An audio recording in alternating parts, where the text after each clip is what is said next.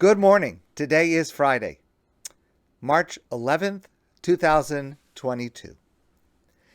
This week's Torah portion, the Parsha of Vayikra, the beginning of the third book of the Torah, Vayikra. The word Vayikra, Vayikra el Moshe, God called to Moshe, Vayikra, and he called. The word is written in the Torah scroll. The last letter is an Alef, Vav, Yud, Kuf, Resh, Alef. That's the Hebrew letters. Last letter is an Alef. The Alef is a miniature letter. It's a mini Alef. It's written that way in every Torah scroll, and in many printed Chumashim, many copies of the Torah, will also print that Alef smaller than all the other letters. If you wonder yourself, what happened? Are they trying to save on ink or something? No, there's a reason that the Alef is smaller. Why is the Alef smaller? So there's a famous answer. It's mentioned by the Baal HaTurim and others, and it goes like this. There is a difference between the word Vayikra, and God called, versus Vayikar, the same word, but without the Aleph at the end. Now, it means the same thing, but there is a slight difference in the implication. Vayikra is when you call to someone, it's official, it's formal, you sent an email in advance saying, I'm going to call you at this time. Vayikar implies coincidence, happenstance. I just happened to see you, I just happened to call, out of the blue. Not something that was planned, not something that was thought through, not something that was organized, just Vayikar. I just happened to be in the neighborhood and thought I would call. And the difference, explains the Baal HaTurim, is that when God spoke to Moshe, God had tremendous respect for Moshe. And when God spoke to Moshe, it was Vayikra. It was a formal address, recognizing the stature of Moshe Rabbeinu. But Moshe, we know, was the most humble of all people, and Moshe did not want God to refer to him with this word Vayikra. Moshe would have preferred if the Torah would have said Vayikar, as if to say God happened to speak to Moshe, he happened to be there, he happened to speak, belittling or lowering his own esteem. So, God, of course, wrote the Torah. It's not up to Moshe. But God wanted to respect Moshe's sensitivity and demonstrate his amazing humility. So God said to Moshe, write down the word Vayikra with an Aleph, but make the Aleph smaller to allude to your wish for humility and for humbleness. Okay. That's the Baal HaTurim, a famous answer. That's why the Aleph is small. I want to share with you a different approach that I heard from Rabbi J.J. Schachter. You know, we all face crises in life. Right now, we are facing unprecedented crises, 2 years of COVID, what's happening in Ukraine. Each of us in our own personal lives is going through things maybe no one else even knows about.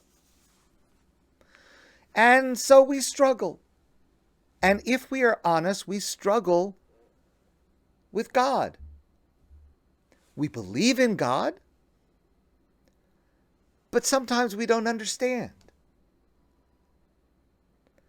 Just like in Shushan. That's precisely what the Purim story is about. I alluded to this last night. The Jews of Shushan and the rest of the world, they just didn't understand. They thought that they were living peacefully, comfortably, and all of a sudden this fellow Haman convinces Achashverosh to pass legislation that every single Jewish person in 127 countries is going to be wiped out. They just didn't understand what's happening. Why is this happening? And the Megillah phrases it so eloquently. The Megillah tells us when Esther, the Queen Esther, heard this decree, Vatischalchal hamalka ma'od. That word Vatischalchal, which means she was confused, she was in chaos, she didn't understand. It was, and just think of it, the sound of that word, in addition to the meaning, but it's a word that the sound of saying it conveys Vatischalchal, this chaos, this confusion, this, what's going on? How is this happening to me? And so on the one hand, there are moments in our lives when we feel Vayikra, God is calling to us formally with love and a desire for closeness. And there are moments when we feel the full presence of God, and we want to feel it. And if we're standing at the Kotel davening, or we have a friend or a loved one who recovers from a serious illness, or the birth of a child, or to see the outpouring of help for refugees, we sense God's presence. And then there are other moments that we don't experience them as Vayikra. We experience Vayikar. It's like that Alef is not there. It's like everything is out of control. A children's hospital is bombed in Ukraine?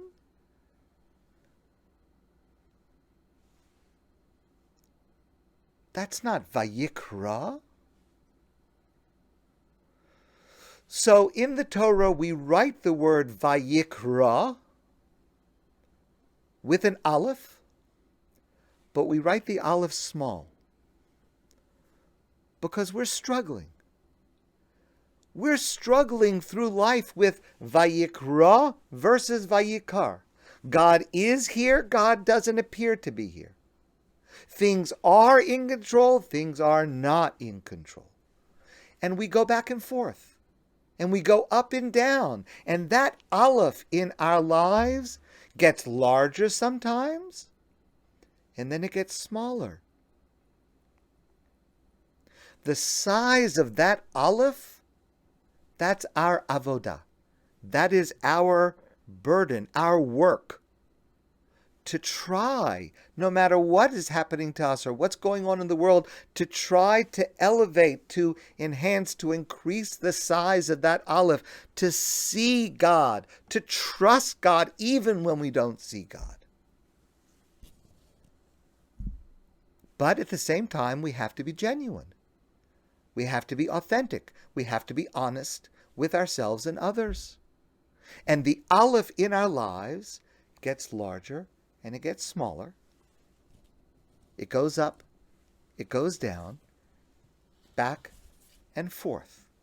And by writing a small Aleph, we validate our fears and the fears of others, and that's okay sometimes to be afraid. It's okay sometimes to be uncertain, to be worried. But we still hold on to that Aleph, even if it's small. And we do everything that we can to try to enhance it, to try to increase it. But with this small Aleph, we remember that we need to display our own vulnerability, our struggling, but at the same time, we must not let doubt and uncertainty overtake us, God forbid. This duality is normal. Sometimes the Aleph is larger, and sometimes the Aleph is smaller. That's part of life. We should expect it. We should accommodate to it. And somehow we have to learn to live with it. I heard this story from Rabbi Biederman. I've never seen this story anywhere else. I cannot attest to its authenticity, but Rabbi Biederman said it, and it's a great story. You know the Rambam, Maimonides, lived almost 1,000 years ago in Egypt. He was the doctor to the Sultan of Egypt, a very high and prestigious position, in addition to being the leader, the Jewish leader of his community. Now, there was another doctor who was jealous of the Rambam, and he wanted that position as physician to the Sultan. So he came to the Sultan and he said, you know, you should pick the best doctor.